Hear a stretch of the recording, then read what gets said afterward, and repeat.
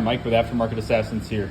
We're going to go over our boost box for the Ski-Doo Ace Turbo 900R. Also fits the Mach-Z. This is a plug-and-play device. It simply piggybacks on your map sensors. We've done some extensive map sensor data work, and basically we get this to trick the map sensors to fool the ECU into thinking you're at a lower boost, so it creates more boost. This is done the right way. There are some cheaper devices like this, but this device is a bit more complicated. It taps into both map sensors. So basically you're going to unplug your map sensor, you're going to plug our harness in here, your factory harness here, into our harness there. It just piggybacks into that setup. Same thing for the rear map sensor right here. You can see we're plugged in there. And then go down to your relay, and we are just plugged in. This is our boost box power harness to power the boost box. It's super easy install. We have quite a bit of cable. It shares a harness with another model that we need it for.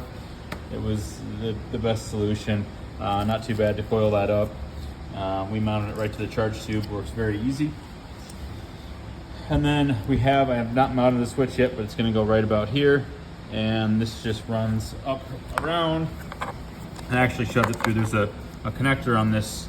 There's a connector on this switch that goes down. I pushed that down, fed it through the bottom, and then we're just going to mount it right like that, just so it doesn't hit the handlebars or the hood once we put that back on.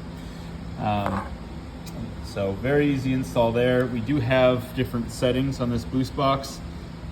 Mainly you're going to use L1, 2, and 3, right? Those are our pump gas settings. So basically that's 1, 2, and about 3.5 pounds of boost, right? Level 4 is going to be 6 pounds. The factory wastegate setting won't allow you to do that, right? So, it'll spike out a little bit, but it won't actually do that, and you can't run that much boost without adding octane. So level 3, is going to be the highest you want to run on pump gas. Running 91, I'd suggest level 2, maybe 2.5. It is infinitely adjustable. There's no clicks on this. And then, 93 octane L3. And then, from there, L4, you're not really going to use it a whole lot with this boost box. If you're looking to go with higher fuel, I do recommend an ECU flash, which we will have available as well. So the ECU is located here. The main difference between ECU flash is we can control all the parameters and turn the boost up the correct way, right? That works great. The only problem is it's a lot more expensive. These MG1 ECUs have to be sent to us to be unlocked. We can just flash it, bench flash it, or we can send you a programmer so you can switch tunes. That's an option as well. This is more reliable, tried and true, because you're flashing the internals of the ECU. This boost box, it's an add-on device. Do we have a lot of problems with them? No, not at all. But, if it were to go bad, you can just simply disconnect it on the side of a trail. Plug your factory harness back in just like it was to begin with. You can leave the power wire hooked up, go ride. Boost box versus ECU flash. Power-wise on pump gas, you're going to be about the same.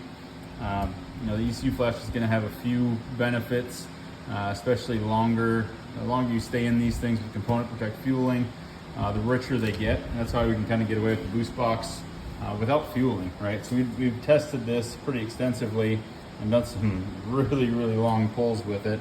And I've added fuel via a fuel box. We have a fuel box here as well. We can get you one of these if you want that, but I tried it. It didn't work really with the fuel box. It got too rich and actually started running worse. RPMs dropped out. It just didn't need it. And with how much we've tested these and the type of knock protection these motors have, you just really don't need the extra fueling, which is a nice thing, because this is a plug-and-play, fairly inexpensive device. Great for pump gas riders. 91 and 93 octane boost box is awesome. And then the ECU flash we will have as well, and that's going to offer some more things, but basically doing the same thing at the end of the day, just maybe a little more reliably. So let us know if you have any questions on these things. Talk to you soon. All right, Mike with Aftermarket Assassins here. I'm going to show you how to take the hood off of your Ski-Doo Ace 900 Turbo R. I'm going to pull up on this, pull up on the back of that, set that aside. You have two plugs here. Press down, pull these two plugs out, And I'm not actually going to do it because I'm not going to show you the whole thing. I'm just putting this back on actually. Then you're going to need to take this T25 Torx out, this T25 Torx out, go down to the bottom side here, and then you can see this T25 Torx here, and that one right there. You can see where I'm at. I need an extension get to these lower ones, and then all you do is pop your hood off. The whole assembly comes with it. From here up, just come up to the front of the vehicle, and you can pull on the windshield or any of these pieces, slide it forward, and it pops right off.